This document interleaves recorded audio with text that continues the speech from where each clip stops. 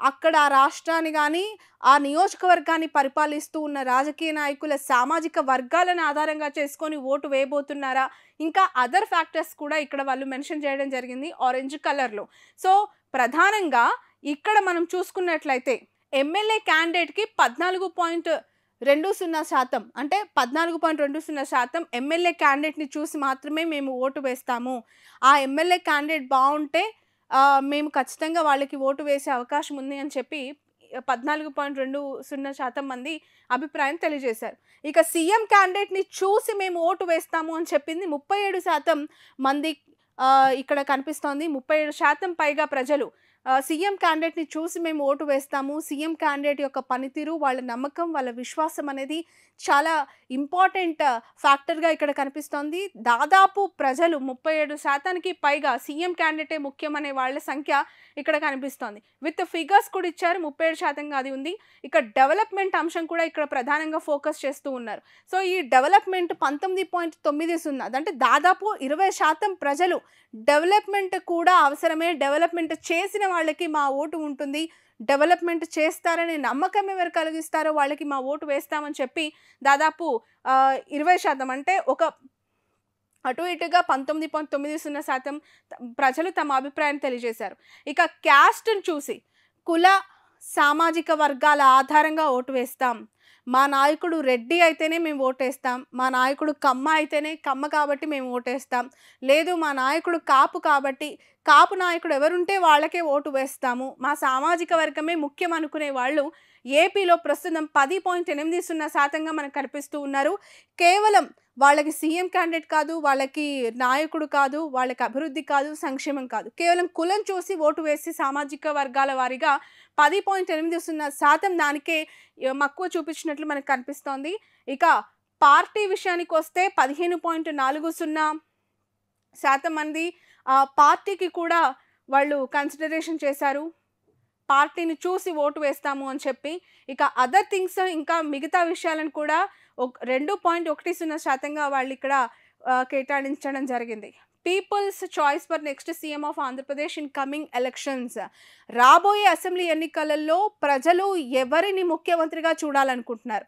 ప్రజలు ఎవరిని ముఖ్యమంత్రి చేయాలనే అభిప్రాయంతో ఉన్నారు?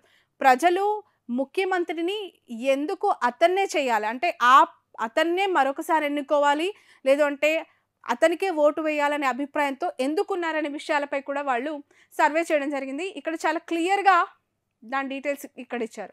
ఒకసారి అవి చూస్తే వైఎస్ షర్మిలకి సంబంధించి 1.84% మంది సీఎంగా చూడాలనుకుంటున్నారు ఆంధ్రప్రదేశ్ ప్రజలు. వైఎస్ షర్మిలని దాదాపు 1.84% మంది సీఎంగా చూడాలనుకుంటే, నారా చంద్రబాబు నాయుడు విషయానికొస్తే 37.12%గా ప్రజలంతా కూడా చంద్రబాబు నాయుడిని సీఎంగా చూడాలనుకుంటున్నారు. ప్రస్తుతం ఏపీ ప్రజల యొక్క మూడ్ ఇది.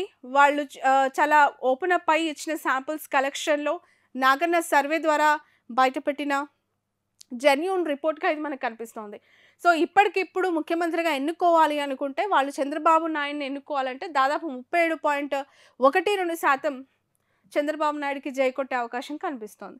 ఇక జగన్మోహన్ రెడ్డిని 51.24%గా మనం చూడొచ్చు ఇక్కడ జగన్మోహన్ రెడ్డికి 51.24% మంది ప్రజలు అంటే పూర్తిగా హాఫ్ ఆఫ్ ద పోర్షన్ ఇక్కడ వీళ్ళందరిది కలిపితే 50కి దగ్గరగా చేరుతోంది. దానికి మించి 51.2 అంటే దగ్గర 52% ప్రజలు ఆంధ్రప్రదేశ్‌లో మరొకసారి జగన్మోహన్ రెడ్డిని ముఖ్యమంత్రిగా చూడాలనుకుంటున్నారు. మరొకసారి జగన్మోహన్ రెడ్డి సీఎం పీఠంలో కూర్చుంటే బావుండు అనే అభిప్రాయాన్ని వ్యక్తం చేస్తున్నారు. మరొకసారి సీఎం జగనే కావాలి అని చెప్పి 52% మంది ప్రజలు తమ అభిప్రాయాన్ని తెలియజేశారు. ఇక పవన్ కళ్యాణ్ విషయానికి వస్తే ఇక్కడ పవన్ కళ్యాణ్ 6.08% మాత్రమే పవన్ కళ్యాణ్ ముఖ్యమంత్రి కావాలని కోరుకుంటూ ఉన్నారు. పవన్ కళ్యాణ్ ముఖ్యమంత్రి అయితే బావుండు అని చెప్పి 6.08% మంది ప్రజలు తమ అభిప్రాయాన్ని తెలియజేశారు. ఇక నారా లోకేష్ విషయానికొస్తే 1.07% మాత్రమే అంటే పవన్ కళ్యాణే 6.08% మంది ఎక్కువగా లోకేష్ కంటే పవన్‌కి జై కొడుతూ ఉన్నారు సీఎం క్యాండిడేట్‌గా. కానీ లోకేష్ ప్రధాన ప్రతిపక్ష నాయకుడు హోదాలో ఉన్నారు. జాతీయ పార్టీ అయిన టీడీపీ పార్టీకి ఉపాధ్యక్షులుగా కొనసాగుతూ ఉన్నారు. ఒక మంత్రిగా పనిచేశారు. అండ్ మంగళగిరిలో రెండోసారి ఇప్పుడు బరిలోకి దిగబోతూ ఉన్నారు. తమ అభిప్రాయం తెలుసుకున్నప్పుడు లోకేష్‌కి 1.07 దగ్గర దగ్గర 1.5% కూడా ప్రజలు నారా లోకేష్‌కి జై కొట్టని పరిస్థితి. అతన్ని ముఖ్యమంత్రిగా చూడాలనుకుంటున్న వాళ్ళ సంఖ్య చాలా చాలా అత్యల్పమని చెప్పాలి. కంపారిటివ్‌లీ పవన్ కళ్యాణ్ ఇక్కడ మనం చూస్తే ఈ ఇద్దరికి దాదాపు 5% తేడా ఉంది. 6% ప్రజలు పవన్ కళ్యాణ్ సీఎం చేయాలనుకుంటే లోకేష్‌ని మాత్రం 1% మంది ప్రజలు మాత్రమే ముఖ్యమంత్రిగా చూడాలనుకుంటున్నారు. అది కూడా టీడీపీలోనే ఒక వర్గం అయి ఉంటుంది. ఓవరాల్‌గా రాష్ట్రంలో ఉన్న టీడీపీ కార్యకర్తలంతా కూడా తన నాయకత్వానికి జై కొడితే మేబీ ఇలాంటి రిపోర్ట్ వచ్చేది కాదేమో అని మనం చూస్తే అర్థమవుతుంది. సో ఇది నారా లోకేష్‌కి, పవన్ కళ్యాణ్‌కి ఇక్కడ మనకి కనిపిస్తున్న కాన్ఫ్లిక్ట్. దాదాపు 5% వ్యత్యాసం వీళ్ళిద్దరికీ కొనసాగుతూ ఉంది. ఇకపోతే వీళ్ళెవ్వరూ కాదు, ఇంకెవరైనా కొత్త క్యాండిడేట్ వస్తే, ఇంకెవరైనా ముఖ్యమంత్రిగా బరిలోకి దిగితే వాళ్ళని సీఎంగా చూసే అవకాశం ఉంది అనే విషయం పైన కూడా వీళ్ళు సర్వే చేయడం జరిగింది. ఆ కేటగిరీ 2.66%గా కూడా ఇక్కడ కనిపిస్తూ ఉన్నారు. సో హైయెస్ట్ ముఖ్యమంత్రిగా ఏపీ రాష్ట్ర ప్రజలు చూడాలనుకుంటున్న వ్యక్తి జగన్మోహన్ రెడ్డి, ఆ తర్వాత చంద్రబాబు నాయుడు, ఆ తర్వాత పవన్ కళ్యాణ్, ఆ తర్వాత వైఎస్ షర్మిల, ఆ తర్వాత నారా లోకేష్.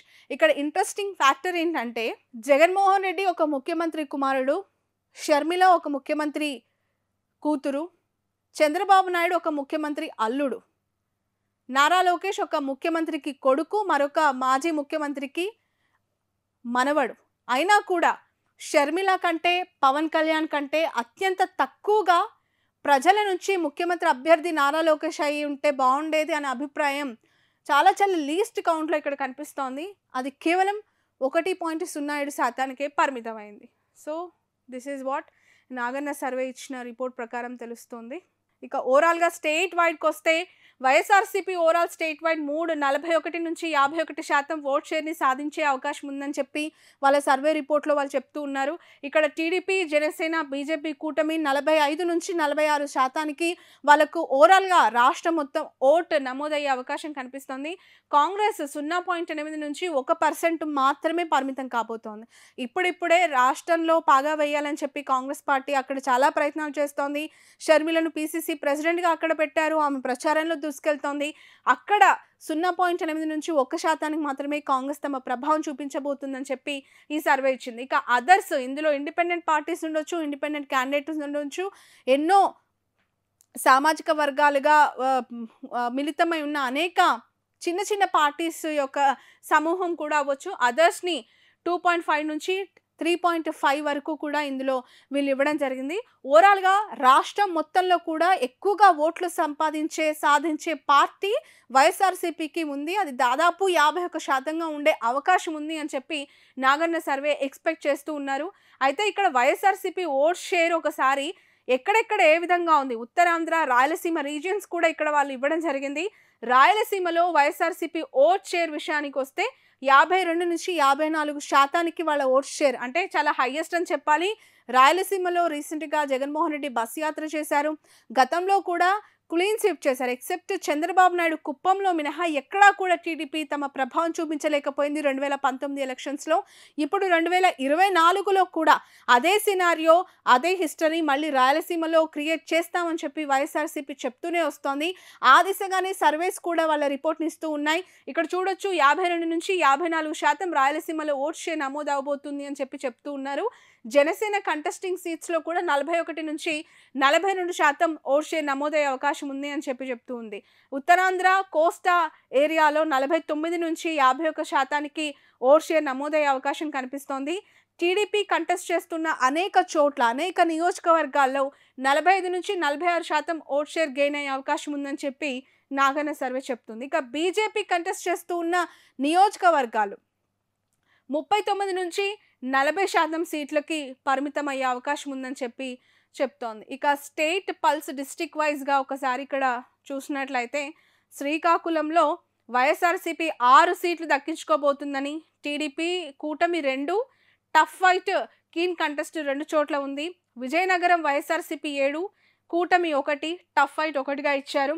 విశాఖపట్నంలో 5, వైఎస్ఆర్సీపీకి 6 కూటమికి ఇచ్చారు.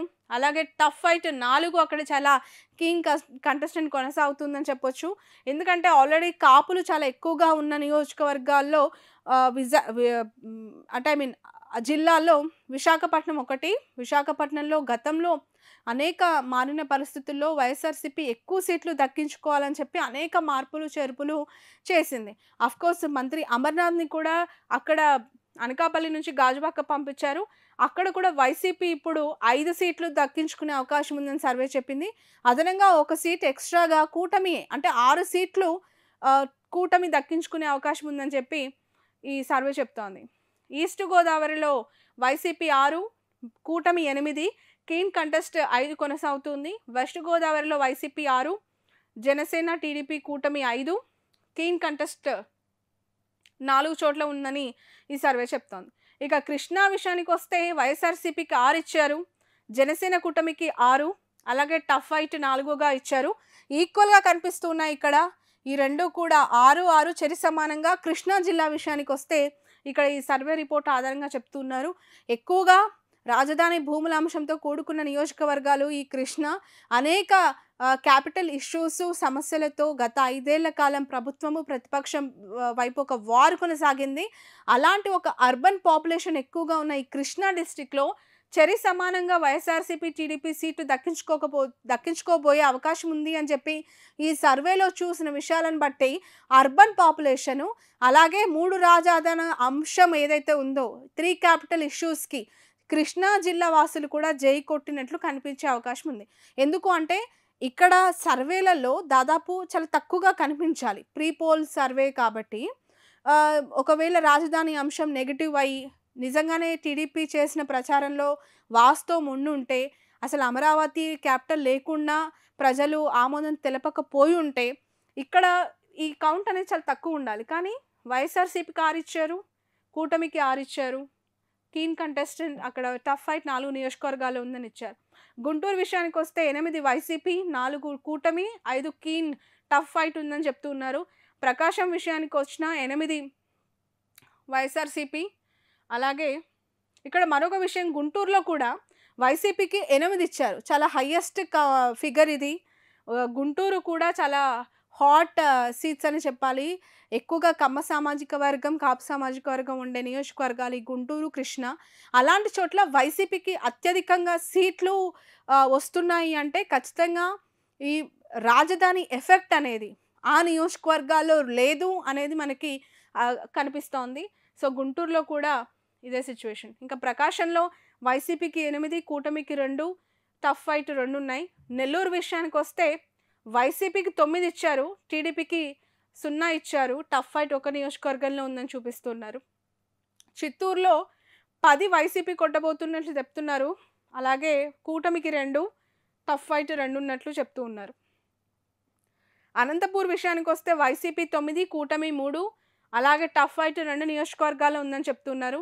కర్నూలు విషయానికి వస్తే 13 వైసీపీకి ఇచ్చారు, కూటమికి 0, టఫ్ ఫైట్ ఒక నియోజకవర్గంలో ఉందని చెప్తున్నారు. కడప విషయానికి వస్తే 10కి 10 కడప నియోజకవర్గంలో వైఎస్ఆర్సీపీ దక్కించుకోబోతుందని చెప్పి సర్వే రిపోర్ట్లో చెప్తున్న వాస్తవం. టీడీపీ కూటమికి ఒక్క సీటు కూడా కడపలో వచ్చే అవకాశమే లేదు అని చెప్పి ఈ సర్వే రిపోర్ట్ తేల్చేసింది. గతంలో కూడా పూర్తిగా 2019లో క్లీన్ స్విప్ చేసింది కడప నియోజకవర్గం. మళ్ళీ అదే రికార్డ్ని వైసీపీ మళ్ళీ బ్రేక్ చేసే అవకాశం, తమకు తామే ఆ రికార్డ్ని క్రియేట్ చేసుకునే అవకాశం ఇక్కడ కనిపిస్తూ ఉంది. సో 103 సీట్లు వైఎస్ఆర్సీపీకి ఇచ్చారు, 39 టీడీపీ కూటమికి ఇచ్చారు. ఇంకా 33 నియోజకవర్గాల్లో అత్యంత కీన్ కంటెస్ట్ అంటే చాలా టఫెస్ట్ సిచ్యువేషన్ ఉంది అని చెప్పి 33 నియోజకవర్గాల్లో వాళ్ళు ఇవ్వడం జరిగింది. YSRCP will win in 21 parliament constituencies and alliance maybe win 4 to 5 constituencies అని చెప్పి ఇచ్చారు. పార్లమెంట్ సెగ్మెంట్ల వారిగా చూస్తే ఎంపీలు 25 ఎంపీ స్థానాలు ఉన్నాయి ఏపీలో. ఆ 25 ఎంపీ స్థానాల్లో 20 నుంచి 21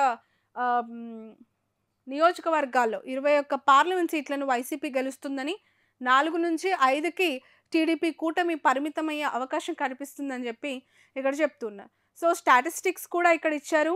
ఎలాంటి ఏజ్ గ్రూప్తో ఈ సర్వే చేశారు, ఎలాంటి వయసున్న వారిని ప్రశ్నలు అడిగి వాళ్ళు ఈ డేటా కలెక్ట్ చేశారు అనేది క్లియర్ కట్‌గా ఇది పూర్తిగా gender wise, education wise, age wise దశల వారీగా వీళ్ళు తీసుకున్న శాంపుల్స్ అన్నీ కూడా క్లియర్‌గా ట్రాన్స్‌పరెన్సీతో ఈ రిపోర్ట్ అంతా బయటపెట్టారు. ఏజ్ గ్రూప్ ఇక్కడ 18-25 సంవత్సరాలు. కూటమికి సంబంధించి వాళ్ళు వచ్చిన ఓట్ షేర్‌ని కూడా పెట్టారు ఏజ్ వైస్‌గా. కాంగ్రెస్ క్యాండిడేట్‌కి ఎంతమంది జై కొట్టారు, వైసీపీకి ఎంతమంది, టీడీపీకి ఎంతమంది. ఎక్కువగా ఇక్కడ చూడొచ్చు 18-25 సంవత్సరాలు ఉన్న వయసు వాళ్ళు టీడీపీ కూటమికి జై కొడుతున్నారు. 49.27% ప్రజలు లేదంటే యువకులంతా కూడా టీడీపీ కూటమి అధికారంలోకి వస్తే బావుండు అనే అభిప్రాయాన్ని ఇక్కడ వ్యక్తం చేస్తున్నట్లు కనిపిస్తోంది.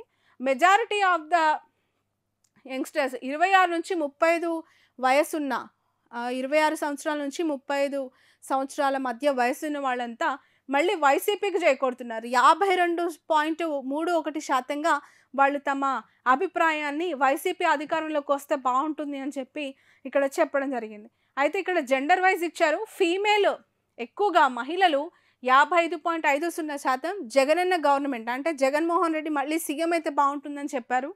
మేల్ 51.30% మంది జగన్ సీఎం అయితే బావుంటుంది అని. ఆ తర్వాతనే చంద్రబాబు నాయుడు గారి గురించి తమ అభిప్రాయం చెప్పడం జరిగింది. ఇక ఎక్కువగా 1వ క్లాస్ నుంచి 9వ తరగతి విద్యార్థులంతా కూడా చాలా ఇంట్రెస్టింగ్‌గా అనిపిస్తోంది. వీళ్ళు first time I think education వైస్‌గా కూడా అంటే చదువుకునే వాళ్ళ దగ్గర కూడా వీళ్ళు తమ సర్వేని చదువుకుంటున్న పిల్లల దగ్గర కూడా వాళ్ళ అభిప్రాయాన్ని సేకరించడం ఇట్స్ డిఫరెంట్ థింగ్ అని చెప్పాలి. సో 9వ తరగతి విద్యార్థుల వరకు కూడా అభిప్రాయం అడిగారు. మీకు టీడీపీ చంద్రబాబు నాయుడు గారు కావాలా, జగన్ గారు కావాలా అంటే 9వ తరగతి పిల్లల వరకు కూడా 55.37% జగన్మోహన్ రెడ్డి సీఎం అయితే బావుండనే అభిప్రాయాన్ని ఆ పిల్లలు వ్యక్తం చేసినట్లు కనిపిస్తోంది. అఫ్‌కోర్స్ ఎడ్యుకేషన్ సిస్టమ్‌ని మార్చేసాము, పూర్తిగా వాళ్ళ భవిష్యత్తుని మారుస్తున్నాము అని చెప్పి పదే పదే ఎడ్యుకేషన్ సిస్టమ్ గురించి వైసీపీ గొప్పగా చెప్పుకుంటూ ఉంటుంది. దానికి ఇది ఒక నిదర్శనంగా కూడా చెప్పుకోవాలి. ఇక డిగ్రీ స్థాయి వ్యక్తులు గ్రాడ్యుయేషన్ స్టూడెంట్స్ అంతా కూడా అగైన్ 50% జగన్‌కి ఛాన్సెస్ ఉన్నాయని చెప్తున్నారు. 47% మంది చంద్రబాబుకు మద్దతు తెలిపారు. లిటరేట్ పీపుల్ అంతా కూడా 55% మంది జగన్‌కి అనుకూలంగా చెప్తే 43% మంది చంద్రబాబుకు చెప్పారు. ఇలా అనేక రకాల అభిప్రాయాలు ఇక్కడ వాళ్ళు చెప్పడం జరిగింది. ఇక ఆక్యుపేషన్ వైస్‌గా కూడా అంటే ఏ ఏ వృత్తుల్లో ఉన్నవాళ్ళు అభిప్రాయాన్ని కూడా తెలియజేస్తూ ఉంటారు. అఫ్‌కోర్స్ హాస్పిటాలిటీ, అగ్రికల్చర్, బిజినెస్, జర్నలిస్టులు లేదంటే రియల్ ఎస్టేట్ వ్యాపారం చేసుకునే వాళ్ళు ఇలా అనేక వర్గాల్లో కూడా వాళ్ళు ఈ శాంపుల్ కలెక్షన్ చేశారు. సో ఈ శాంపుల్ కూడా డేటా వైస్‌గా ఇచ్చారు. వ్యవసాయం చేసుకునే వాళ్ళు అత్యధికంగా 62% మంది ప్రజలు వ్యవసాయం చేసుకునే వాళ్ళు రైతులు, రైతు కూలీలు, పంట పొలాలు ఉన్నవాళ్ళు అంతా కూడా జగన్ ముఖ్యమంత్రిగా చేయాలని ఇక్కడ కోరుకున్నారు. సో ఇంకా వివిధ వర్గాల్లో పనిచేస్తూ ఉన్న ఇతర సెక్టార్స్‌లో పనిచేస్తున్న వాళ్ళంతా కూడా వాళ్ళ అభిప్రాయం తెలియజేసినట్టు ఇక్కడ చెప్తూ ఉన్నారు. సో కుల సామాజిక వర్గాల వారీగా కూడా వీళ్ళు చేయడం జరిగింది. బీసీలు ఎక్కువగా 52.20% మంది వైసీపీని అధికారంలోకి తేవాలని కోరుకున్నట్లు అర్థమవుతోంది. బీసీ నినాదం చాలా గట్టిగా తీసుకున్నారు జగన్మోహన్ రెడ్డి. ఎక్కడ రెడ్డిలు ఉన్నా అక్కడ వాళ్ళని పక్కన పెట్టి బీసీలకు అవకాశం కల్పించారు, మైనారిటీలకు అవకాశం కల్పించారు. సో బీసీ సామాజిక వర్గంలో 52.29% మంది ప్రజలు ముఖ్యమంత్రి జగన్ అని, వైఎస్ఆర్సీపీ వస్తే బాగుంటుందని అభిప్రాయం తెలియజేశారు. ఇక కూటమికి 46.59 ఇచ్చారు, కాంగ్రెస్‌కి 0.87% ఇచ్చారు. క్రిస్టియన్స్‌లో కూడా 57% వైసీపీకి అనుకూలంగా చెప్పారు మద్దతు, 41% కూటమికి. మైనారిటీస్ విషయానికి వస్తే అగైన్ మళ్ళీ 56% వైసీపీకి మద్దతుగా అభిప్రాయం చెప్పారు, 41% మంది కూటమికి అభిప్రాయం చెప్పారు. ఇక ఓసీలు ఇక్కడ చాలా ఇంట్రెస్టింగ్ ఫ్యాక్టర్. అనేక బీసీ, మైనారిటీ, క్రిస్టియన్స్ అంతా కూడా వైఎస్ఆర్సీపీకి అనుకూలంగా వాళ్ళ మద్దతును తెలిపారు, అభిప్రాయం చూపించారు. బట్ ఓసీ చూడండి, ఓసీ అనేక వైశ్యాసు, బ్రాహ్మణ్స్ అవ్వచ్చు, అలాగే కమ్మలు, కాపులు, ఇతర ఓసీ కేటగిరీస్ అన్నీ కూడా 51% మంది అంటే దగ్గర దగ్గర 52% మంది టీడీపీ కూటమికి అనుకూలంగా వాళ్ళ మద్దతును తెలిపారు.